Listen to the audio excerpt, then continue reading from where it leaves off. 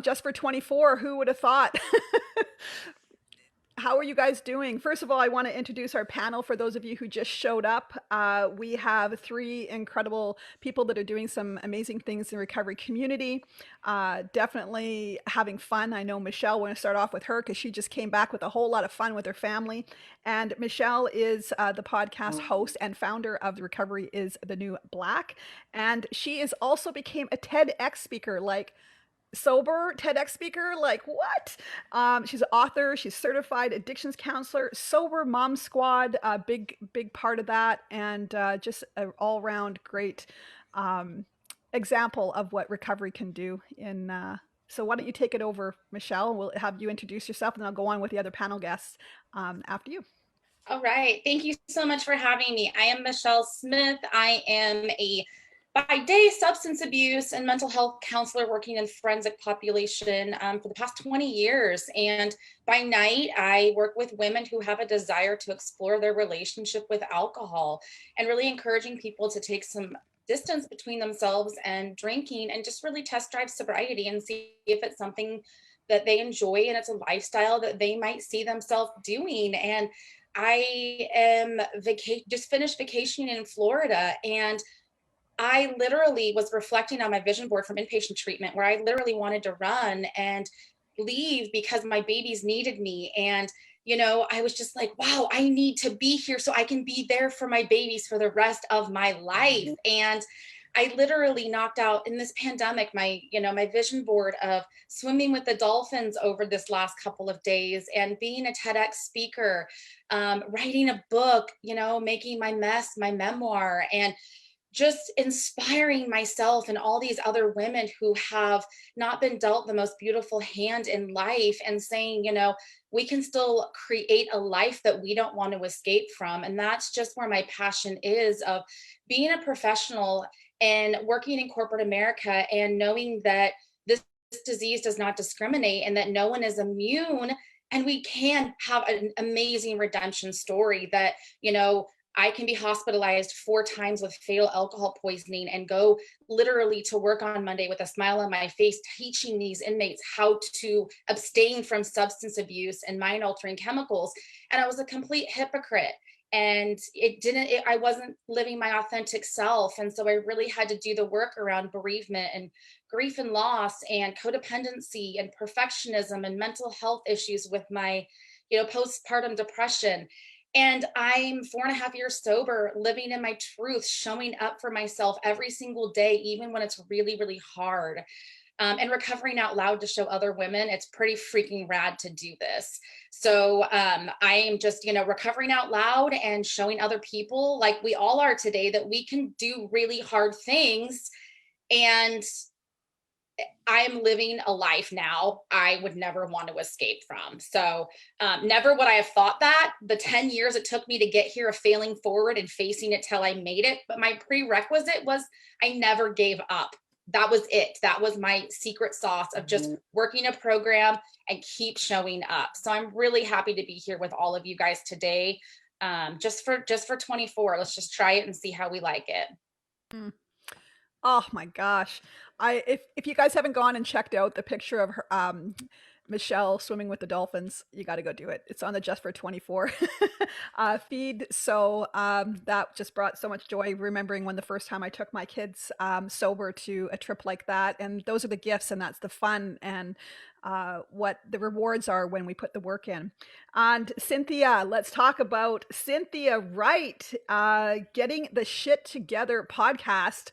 I get to say fucking shit in this whole segment. And I say it a lot on my show, so it's all good. Okay, good. Because these podcasts with the cursing, I like to curse. I mean, as you can obviously. Anyways, but you are a writer, a photographer in Brooklyn, and a podcast. Tell us a little bit about you for the audience to get to know.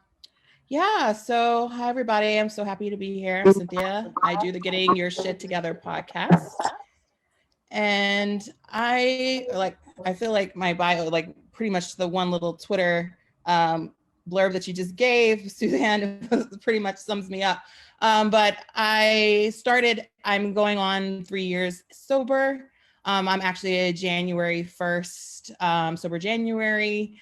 child, and actually just started it initially just to take 30 days and not count 31 days, not count them, not like fixate. And really, I just gave myself, the only test I gave myself was just to try something new, try new things and do things differently than the way that I've been doing, because the January 1st that I stuck with it and continued on my path of recovery or sobriety. Wasn't my first forum into it, wasn't my first journey, wasn't my first thought. And I really was trying to rewire my brain and just try to do new things and be uncomfortable and being okay with being uncomfortable, which was something that I ran from such a long time in my life. I work in advertising. So anyone who knows how advertising, marketing, any of those companies or organizations get down probably realize the type of world that I was living in. And the more that I think about it, I probably selected that industry for a reason, because it does live up to its hype in certain aspects. But when it all came crashing down on me, and I kind of had to look back and just really reflect on what made me me, what did I want, how was I going to go about that, and just realize and really put accountability on myself, because that's something that I would never do. I would say, oh, but it's because of this. Oh, it's because of that. Oh, I chose this, or I work here. And it's like, I would make a lot of excuses. And then I just realized that I just needed to shut the hell up and just be accountable and step forward and just not guilt myself and not shame myself about the choices I made. And I always tell people that, I always had to start reworking or rewiring myself to like, I didn't know what I didn't know at that time, but I can learn and I can assess and I can move forward and I can give myself some grace in this, because I'm a human and we make mistakes and in this life and in this world. So that's kind of what I've been doing. Some days I have stops and starts. My show was I think I was 7 months in at the time, and I was just like, I wanted to get it out of my head. I was looking on social media and didn't see a lot of people. It was really rare. I know about Sober is Dope. I knew some other people that looked like me. They weren't really out there like that, except for a few people. And I was like, you know what? I just want to throw my hat in the ring. And even if I connect with one person, that's it. But I really just I always say, like, I want to talk about sobriety and recovery in a real and relatable way, a healthy dose of swearing, but a lot of heart and a lot of just being open and honest about where I am, the good, the not so good times, the bad times, whatever. But it's also saying, like, you know what, there's another side to this. There's a way you can make it through. There's different paths of healing. Recovery is your own personal journey, and we're all on it. Like, we're all on our own journey through all this. And I just kind of wanted to just talk about that and be real about it. And yeah, I mean, I think that's about it. That's me in a nutshell, maybe, I guess. I'm a quirky random chick, it is what it is. I'm already going to be obsessed with your podcast. Okay. It's going on my playlist for sure. And if you have, definitely. Thank you so much for coming here. And we're excited to get to know you. I am, because this is what this is all about, coming and getting to know people. That's been kind of the trend through this whole day to day on our live panels of how the relationships are being built and how the connections are being made. Gosh, and it's viral. We don't have to literally go face to face. We can do it in this fashion. So thank you. And sober is dope. God is dope. What have you got? Oh, God is sober. You got so much swag, so much stuff, so much style. We're gonna take it right to Pop Buchanan, who you just speak, man. Well, thank you so much, Suzanne. Look, I'm so happy to be here. First of all, I just want to thank the whole crew at Just 424. This is amazing. Making sobriety fun, making sobriety relatable is so important to me. That's why I started Sober is Dope. So shout out to Michelle Smith and Cynthia Wright. I love what we're doing. Sober is Dope started 8 years ago when I had the nerve to get on my knees and give my life back to God and really get serious about my recovery. All right. I would have died 8 years ago if I didn't give myself a shot. I was definitely the example of what rock bottom looks like and felt like, right? It was like a physical thing, but it was also spiritual, and it was on multiple levels. So once I found my sobriety, I said, look, this thing is beautiful and there's nothing wrong with it. A lot of the problems with the perception of recovery and sobriety is related to boredom, right? Not having fun. People ask that question, that pivotal question, well, what am I going to do? How am I going to have fun? And some in sobriety. And for me, everything started to improve. And as I started to really kind of revel in my recovery and my newfound life, I realized, like, wait a minute, sobriety is dope. You know, I come from a hip hop background, so I was saying everything is dope. Those new Jordans is dope, whether it's the new song or something that I really related to. And I made that connection back to sobriety and said, look, I have to find a way to make sobriety, one, relatable, and cool. And especially if I explain it to the next generation, maybe someone that's younger, I have to be able to be the example, but also show them that sobriety is fun. So the Sober is Dope podcast is there for anyone out there. If you're out there and you're struggling with addiction, if you're on the fence, I promise you, I'm giving you this promise. If you choose yourself and you sever those nasty ties with your drug of choice or your addiction, you can restore your life back to in a miraculous way. And what I and that's why I'm so passionate about that's why we're also passionate, this whole panel, the whole movement, right? If we could just stay sober for 24 hours, if you could imagine that within those 24 hours, there may be someone out there where this message could save their life. Because sometimes it may just take one day at a time. It takes it for us. We live this one day at a time lifestyle, right? So within that 24-hour period, you can find the will to have that vital spiritual experience to transform your life. And that's the whole deal with Sober is Dope. Sober is Dope was founded out of love. It was founded out of a need to transform. And we definitely want to shout out the mental health community, as well as the addiction recovery community, because we know that mental health and addiction, they both go hand in hand, and it's important.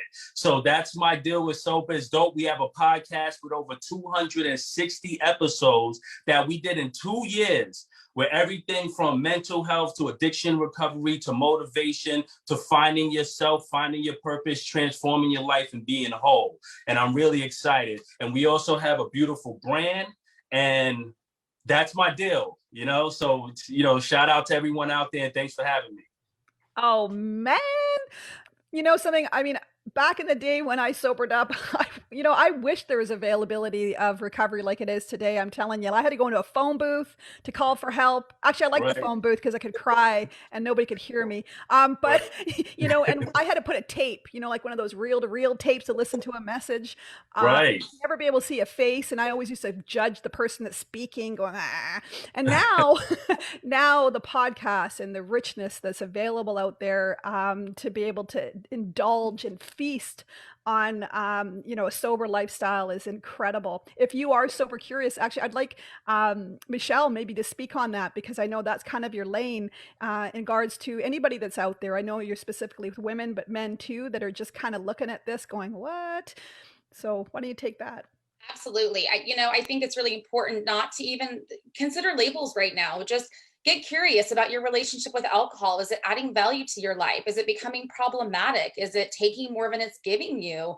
It's a tool. We're using it to cope with something that's underneath that. We're looking for this external solution to an internal problem. And so when we give ourselves a little bit of space to get curious, right? And then we sit in some discomfort for a while, we're not going to die from not using, unless we're withdrawing from some opiates or some alcohol, disclaimer. But it's just like, it's doing something for us. It's giving us a benefit. That's why we keep going back to it, even though we know it's really bad. And the one real cool tool I love that you were talking about is your phone. For anybody, don't say forever, because forever is a really long time. And don't label yourself. I'm not drinking. I'm a non-drinker. Like, I'm a vegan, if, whatever people are, right? I'm a person who doesn't eat meat. And so grab that phone, and it has all of these wonderful panelists' podcast on it. It has our sponsors' numbers. It has meditation. It has YouTube. It has our Facebook groups. It has our sober influencers.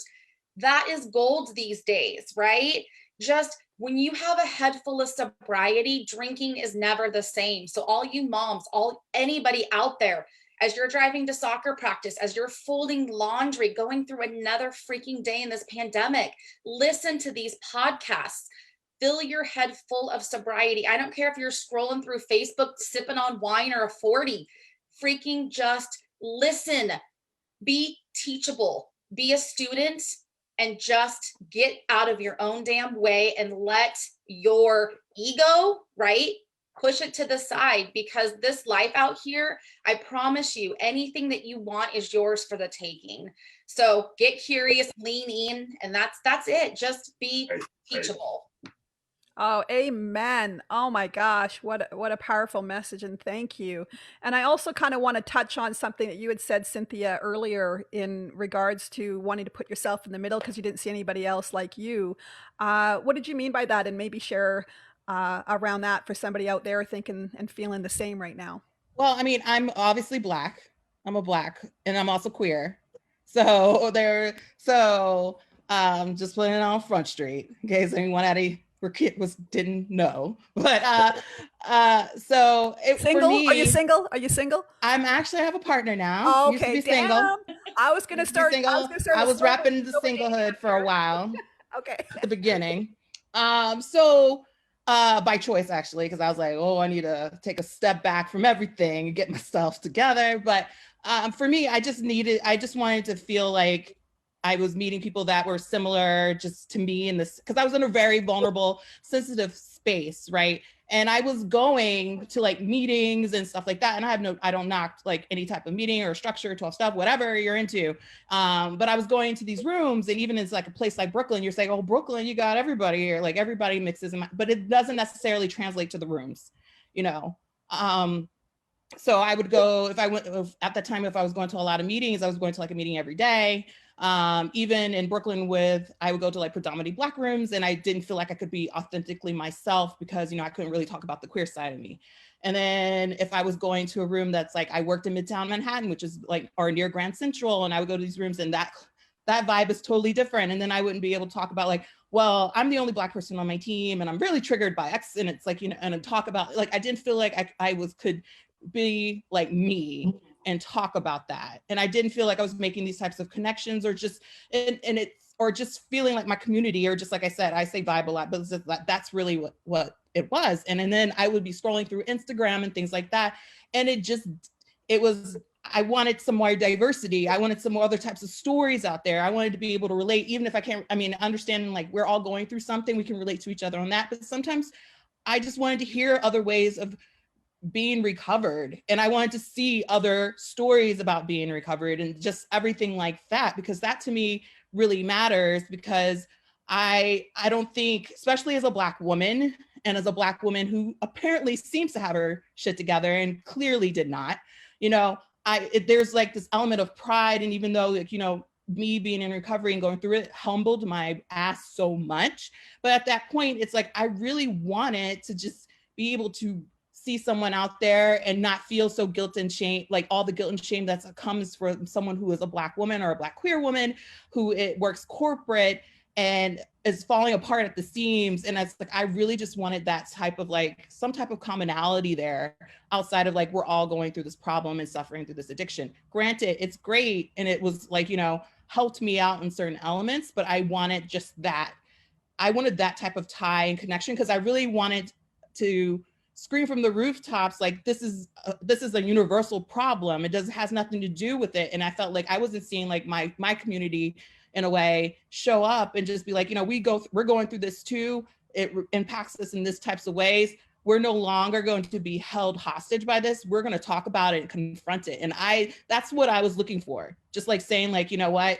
It's time for us to I want to say step out the closet, but I hate saying that, but come out and just be like, this is what we're going through. This is what we're about. So let's just be really honest about what's going on and figure out ways to move past it, and not just necessarily talk about being, you're having issues with alcohol, you're having issues with whatever your vice is, but talking about the underlying stuff, because that's what I really feel like is going to help with the healing and help push you through things. And I felt like that's not something that I was seeing anywhere. Oh man, I can't agree with. I mean, all of us. I mean, the comments now are just like heart, heart, heart, heart, heart, heart, heart, heart. Because we have an ailment that doesn't care what age we are, what color we are, what house we live in, where we work, where we live. It doesn't care. There's no discrimination when it comes to addiction and mental health for certain. So I appreciate you being here and sharing that, because it is important that everybody can feel welcome in this community. It is kind of like,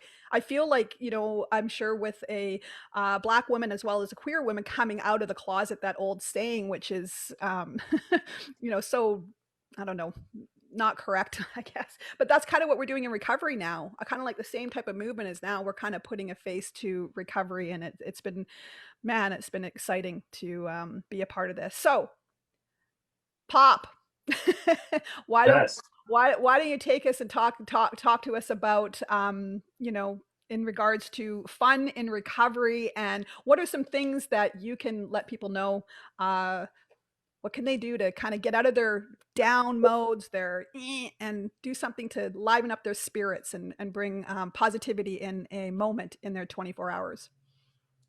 Well, for me, I equate having fun with a form of self-care. So we got to remember to take care of ourselves. So it starts with really just, I would say, I like my hot showers. I would say, enjoy your downtime.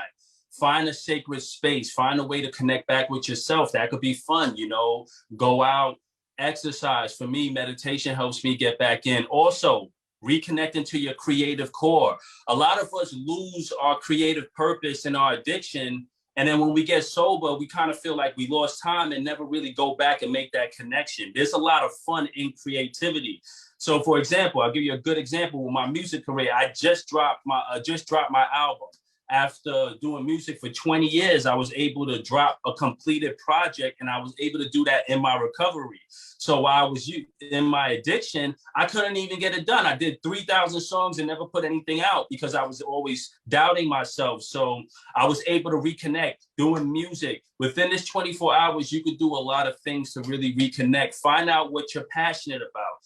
Try to connect with people that you love, and try to dust off those old talents that's just been sitting there, and try to, really figure out what's your passion, what's your purpose, and what's your excitement. And another thing, there's over 100 things you could do in recovery for fun. Try new things, try to learn new things, learn a new language, go skydiving, for example, right? Learn a martial art, man, learn a sport, try to challenge yourself. A lot of this is challenging yourself and not getting stagnant, because in recovery, we tend to hit a wall.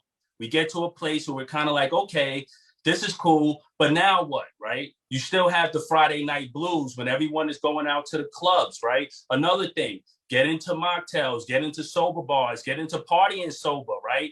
Just don't let your sobriety be a form of limit. Don't let it limit you on how you can express your creativity, yourself, your life, and how much fun you can have in recovery. Remember, there's so much that could be done, and don't sell yourself short. Go out there and get it. Yeah. Oh my gosh. Again, we don't have enough time. And if you guys want to hear more, because I know you will, please check out each one of their handles or podcasts. You've got so much richment in recovery. And we gave away, we have a winner. Pop, we have an amazing winner, because I actually know this gal. She's gonna, and it's funny because the number I picked, when I picked it, I thought of her, and I can't even believe that's how God works, right? Cynthia Shapka, she actually picked number 12. So we're gonna get her in contact with you. You're gonna totally be swagged out. I'm gonna hook her up. Hook her up. And thank you so much for each one of you coming today, and all you're doing in the community to raise awareness and inspire. And thank you so much for coming and being a part of Just for 24. Thank you for having us. Bye. God bless. Bye. Thank you. Bye. Wow. Oh my goodness. This is like, I can't Amazing. even believe what we're pulling off here. I know. I mean, Elise, I'm going to be a massive shout out to Elise. Oh my gosh. The girl's so sick in bed, and I can see some of her comments coming through. Our prayers are with you. I'm just feeling your vibe.